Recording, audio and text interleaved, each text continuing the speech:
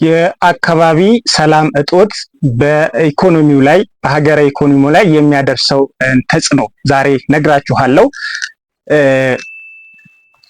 በቅርብ ጊዜ የተከሰተው በትግራይ ክልል የተከሰተው ጦርነትን እንኳን ስንመለከት በክልል ውስጥ አስከፊ የሰብአዊ ሁኔታን የፈጠረ እና በብሔራዊ በጀት ላይ ከፍተኛ ጫና ያሳደረ ጦርነት ነበረ። የአቅርቦት ሰንሰለቶችን በማወክና የረጅም ጊዜ የልማት ጥረቶችን ጦርነቱ አበላሽቶ ላልተከፋ ችግር ህብረተሰቡን ያዳረገ ጦርነት ነበረ። እንደ ኒው ቢዝነስ ኢትዮጵያስ ዘገባ በኢትዮጵያ ውስጥ የተካሄደው ጦርነት በተለይም በትግራይ ከ2020 እስከ 2022 እንደ አውሮፓውያን አቆጣጠር ማለት ነው የተከሰተው ግጭት እና ከዛ በኋላ በተፈጠረው አለመረጋጋት ከፍተኛ የኢኮኖሚ ውድቀትን አስከትሏል ማለት ነው። የእድገቱን ከ2% በታች አድርሶታል። ከ30% በላይ ከፍተኛ የሆነ የዋጋ ንረት አስከትሏል ማለት ነው። ምንም እንኳን በዓለም ውስጥ ከ44 ከዛም በላይ የዋጋ ንረትን ያስከተሉ ሀገራቶች ቢኖሩ ኢትዮጵያ ውስጥ ግን ከዛ በላይ 30% አስመዝግቧል ማለት ነው። መሰረተ ልማትና ምርታማ ላይ 28.7 ቢሊዮን ዶላር ከዛ በላይ ማለት ነው ውድመትን አስከትሏል። በግብርና በማኑፋክቸሪንግ እና በአገልግሎት ላይ ከፍተኛ ጉዳት የደረሰበት ክልል ነው ማለት ነው። እንዲሁም የብር መጠን በመዳከሙና የውጭ እርዳታ መቋረጡን አስከትሎ ህብረተሰቡ ማለት ነው እዛ አካባቢ ያለ ህብረተሰብ ብሎም ለክልልም የተዳረገበት ከፍተኛ የሆነ የደህንነት እና አለመረጋጋት ፈጥሯል ማለት ነው። እንግዲህ ይህን ጦርነት ስንመለከት ወይ ደግሞ ይህንን አካባቢ አለመረጋጋት ስንመለከት ቁልፍ የሆኑ የኢኮኖሚ ተጽዕኖዎች አሳድሯል። አንደኛ የአጠቃላይ የሀገር ውስጥ ምርትና እድገት ላይ ትልቅ የሆነ የኢኮኖሚ እድገት በ2021 ከ2% በታች እንዲወርድ አድርጎታል ማለት ነው ይሄ ጦርነት። ይህም ከሁለት አስርት ዓመታት በላይ ዝቅተኛ የእድገት መጠን ከተከሰተበት ውስጥ ይሄኛው አንደኛው በኢኮኖሚው ላይ ጥሎት ሄደው ጠባሳ ነው ማለት ነው። ሁለተኛው የመሰረተ ልማትና የምርት ውድመትን ነው።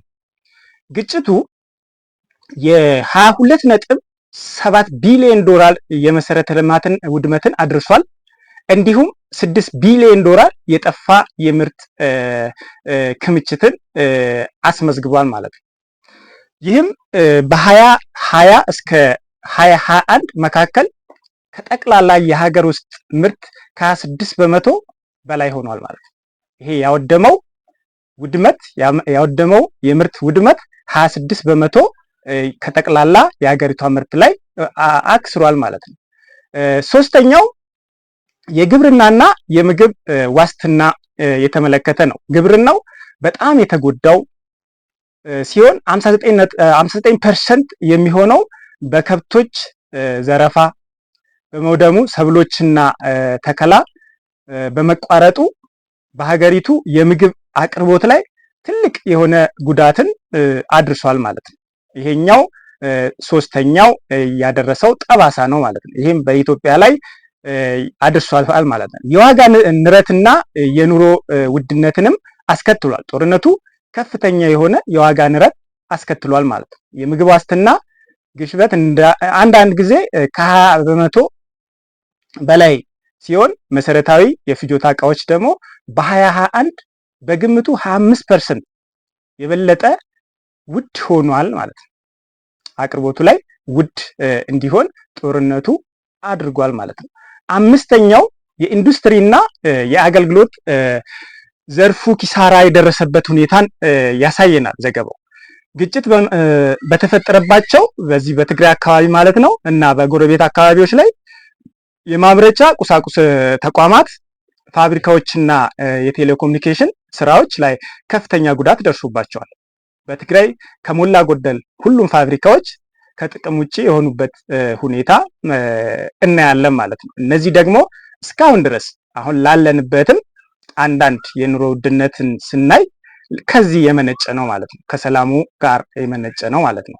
የውጭ ምንዛሪና የግሽበት ነው ማለት ነው። የገንዘብ ድጋፍ፣ የለጋሾች የሰብአዊ መብት ረገጣ ሪፖርቶች ሲመጡ ዓለም አቀፍ ለጋሾች ኢዩ እና ዩኤስ የበጀት ድጋፍን በማቆማቸው የውጭ ምንዛሬ እጥረትን አባብሶታል ማለት ነው። ይሄም እምነት በማጣታቸው ለታለመለት ዓላማ ሊደርስ አይችልም በማለት ስጋት በመውደቃቸው አቋርጠውታል ማለት ነው። የሰራተኛና ስራ ከእርሻ ውጭ ያሉ የስራ ስምሪት ወድቀዋል።